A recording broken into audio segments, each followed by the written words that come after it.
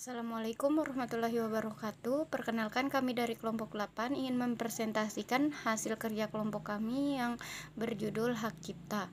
Pertama-tama, perkenalkan, nama saya Eka Supartini sebagai pemateri pertama, kemudian dua teman saya yaitu Yuliana Putri Anggini dan juga Amarullah Abdul Hamid. Baiklah, untuk materi pertama yaitu pengertian hak cipta secara umum. Hak cipta secara umum merupakan salah satu bagian dari kekayaan intelektual yang dilindungi secara luas, yang di dalamnya mencangkup ilmu pengetahuan, seni, sastra, dan juga mencangkup ilmu komputer. Kemudian untuk cara pendaftaran hak cipta yaitu masuk ke website ehakcipta.dgip.go.id. Kemudian yang kedua, lakukan registrasi untuk mendapatkan username dan password. Dan yang ketiga yaitu login dengan menggunakan username yang telah diberikan. Yang keempat yaitu mengunggah dokumen-dokumen yang menjadi persyaratan untuk mendaftarkan hak cipta. Kemudian yang kelima, melakukan pembayaran setelah mendapatkan kode pembayaran. Kemudian yang keenam yaitu menunggu proses pengecekan. Kemudian yang ketujuh yaitu approve atau pencatatan ciptaan yang telah disetujui. Kemudian untuk yang terakhir yaitu surat dapat dicetak sendiri oleh pemilik atau pemohon.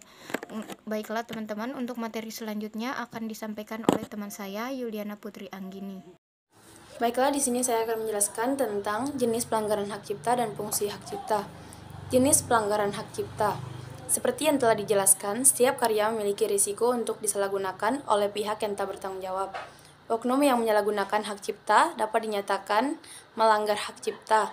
Jenis pelanggaran hak cipta pun beraneka ragam, yaitu 1.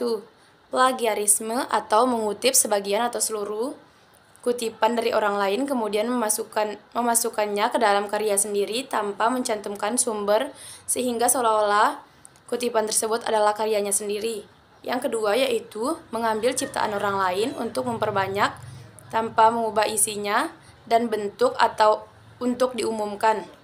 3. Memperbanyak karya orang lain dengan sengaja dan dipergunakan untuk kepentingan komersial. Selanjutnya yaitu fungsi hak cipta. Hak cipta berfungsi untuk menghargai suatu karya dan mendorong pencipta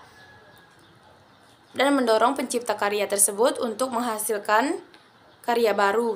Tujuan dari pelaksanaan hukum hak cipta adalah untuk melindungi hak eksklusif, hak moral, dan ekonomi bagi pencipta karya.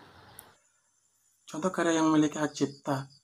Negara yang memberikan perlindungan hukum bagi karya cipta selama penciptanya masih hidup dari 70 tahun setelah pencipta meninggal dunia.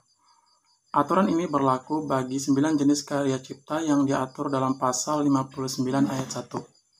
Yang pertama, buku, pamflet, dan semua hasil karya tulis lainnya. Yang kedua, ceramah, kuliah, pidato, dan ciptaan sejenis lainnya. Yang ketiga, alat peraga yang dibuat untuk kepentingan pendidikan dan ilmu pengetahuan.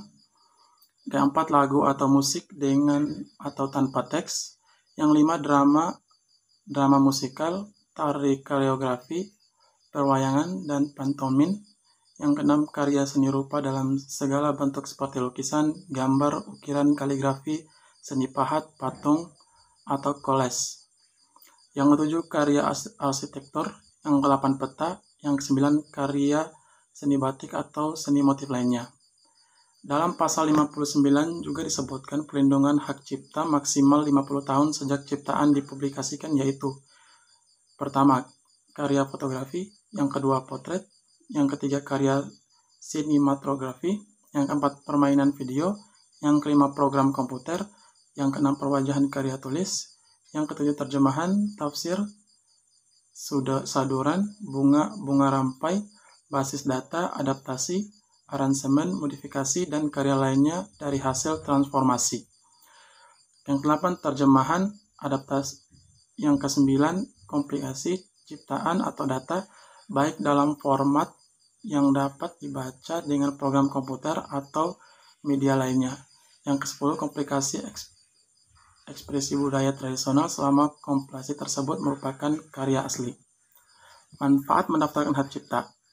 Yang pertama sebagai perlindungan hukum terhadap pencipta dan karya ciptanya. Yang kedua sebagai bentuk antisipasi pelanggaran haki. Yang ketiga meningkatkan kompetisi dan memperluas pangsa pasar. Simbol-simbol yang terkait hak cipta. Semua karya yang sudah terdaftar hakinya memiliki simbol-simbol khusus seperti yang pertama TM, trademark, yang kedua SM atau service mark, yang ketiga R atau register mark, dan C copyright. Terima kasih. Wassalamualaikum warahmatullahi wabarakatuh.